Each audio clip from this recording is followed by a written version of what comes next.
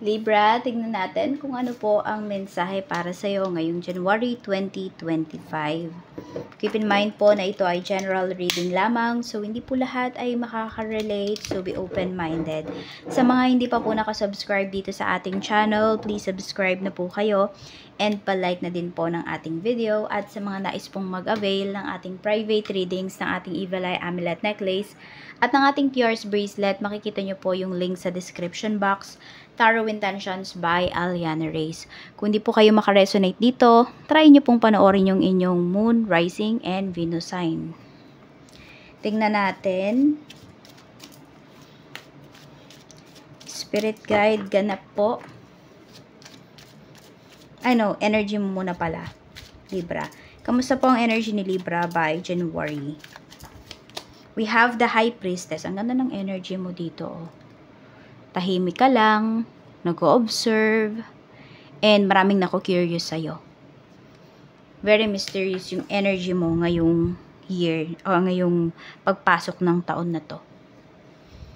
May iba sa inyo, pwedeng sinadya nyo talaga yan, or sinasadya nyo po talaga yan, Ayaw nyo na kasi na may mga tao na makialam sa personal life ninyo, or even sa mga, kung anong mga, transactions na mayroon kayo. Tingnan natin, ano pa po ang mensahe. Okay, energies around you. Ito yung mga energies ng mga tao sa paligid mo. Let's see. Two of Cups. Tingnan natin. The Hanged Man. May nagbibigay sa'yo dito ng Libra. Parang di ka makapag-decide eh. Mayroong tao dito na umaaligid-aligid sa'yo. Or nagpaparamdam sa'yo. Kaya lang hindi ka makapag-decide. Ito energy mo nakikita ko dito. Five of Cups. Pero pag-isipan mo daw mabuti. Because some of you, pwedeng, i-regret ninyo. Meron dito ito. Yung tao na umaaligid sa'yo, or sabihin natin, kung sino man yung tao na makaka-deal mo ngayong month na to, is pure naman po yung intention sa'yo. Okay. Yan. Kaya lang kasi kayo yung nagdadalawang isip. Yun nga, baka pag tumigil na yung tao na yan, tsaka kayo makarealize na meron din pala kayong nafe-feel towards that person. Or ma-feel mo or malaman mo, ma-realize mo na, ay, totoo pala yung intention ng tao na yun sa akin, sayang. Okay, so may panghihinayang po kayong mararamdaman dyan. Tingnan natin, ano pa ba yung mga pwedeng maganap. So, ayan, pwedeng yung iba sa inyo ma-involve kayo sa isang tao na pure po yung intention sa'yo. We have the Emperor. Two of Coins. At meron tayo ditong Nine of Wands. So, nakikita ko dito, yan. Nai-stress ka eh. Parang may pinipigilan ka. Okay, some of you, pinipigilan yung gumastos. No? Pinipigilan nyo na, alam mo yon, kung meron kayo dito, kunwari, your phone. Ano na siya talaga, alam mo yung pabigay na yung phone mo. Pero hanggat hindi siya bumibigay, hindi ka talaga bibili ng bago. Tipong ganyan. So, nakikita ko lang naman dito, no, is you're very responsible pagdating sa kaperahan mo. So, you make the most out of whatever na resources or whatever gadget or bagay na mayroon ka. Judgment. Meron din dito, pwedeng mag-aayos kayo ng papers papuntang ibang bansa. Meron po dito. Or asawa mo to, yung nag-aayos ng papers mo or papers nyo ng anak mo or mga anak mo.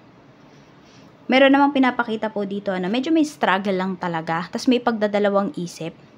Yung parang napapaisip ba na, okay ba na mas dito sila, ganito, ganyan. Pero, maaayos naman po. Or kung kailangan ayusin ngayong buwan na to, aayusin naman talaga. So, kung ano man yung mga kailangan mo ng pagmuni-munihan muna. Or kung may nagdadalawang isip dito, yun nga, timbangin kung ano ba yung mga bagay-bagay na yan. May sagutan lang akong nakikita. Two of Wands, ayan naman po, ma-approve naman kasi kung ano man yung papers na inaayos po ninyo dito. Meron lang talaga medyo nawawalan po ng pag-asa. No, kasi pwedeng hindi lang naman ngayong January nyo to nilakad eh. Pwedeng nung nakakaraang taong pa. No, pero wala kayong nakikitang progress. But maybe this time, this January, is makaranas na po kayo ng progress towards dito sa mga inaayos po ninyo. Or kung meron nga gusto mga ibang bansa dito, tignan natin ha.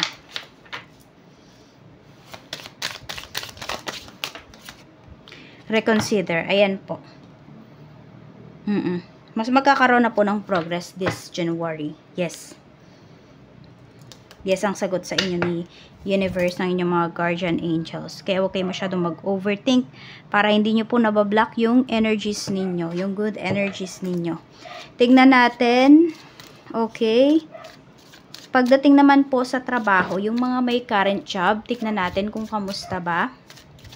Yung mga may current job naman po, Spirit Guide, kamusta? Kamusta yung mga may current job?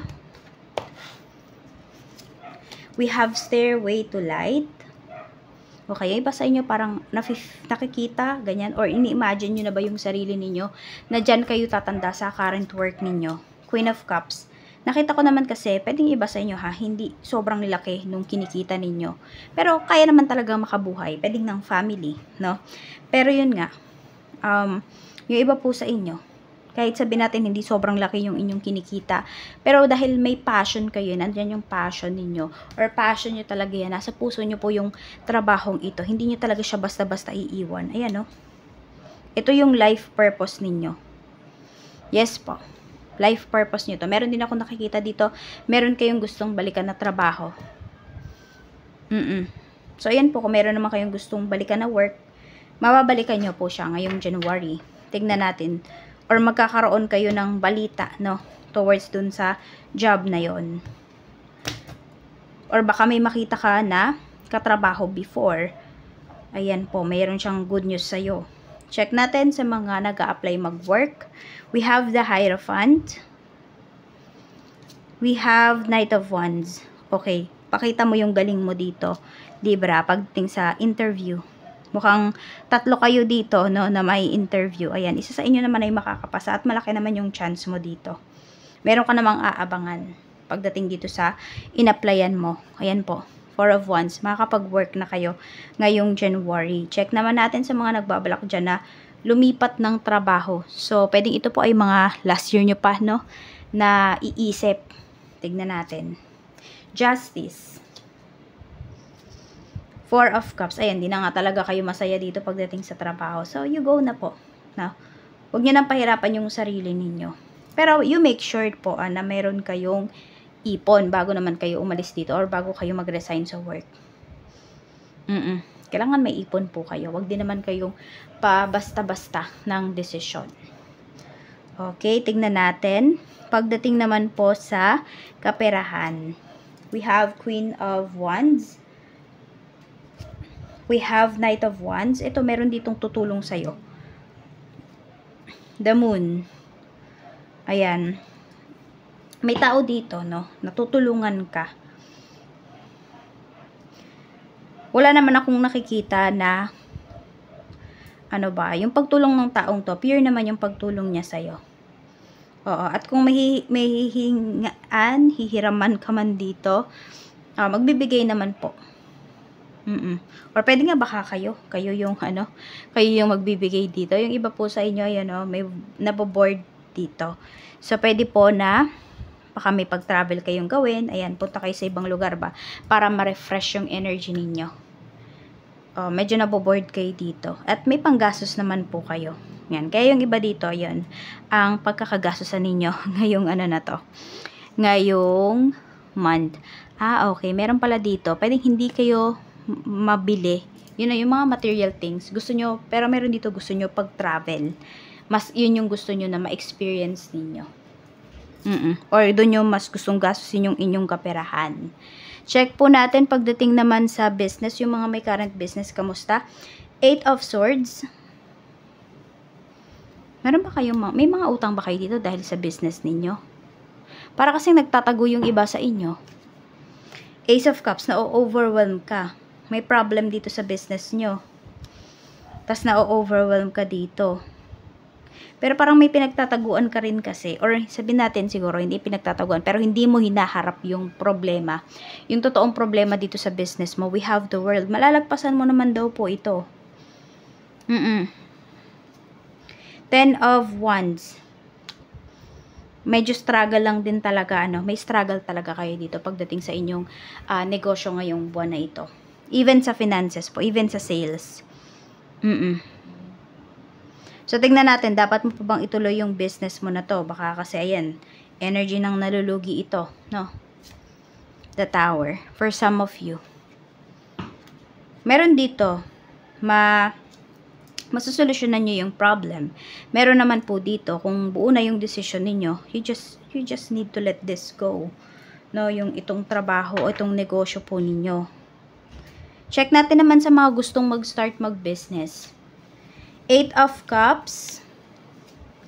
Page of Wands. Parang hindi pa kayo prepared. Some of you.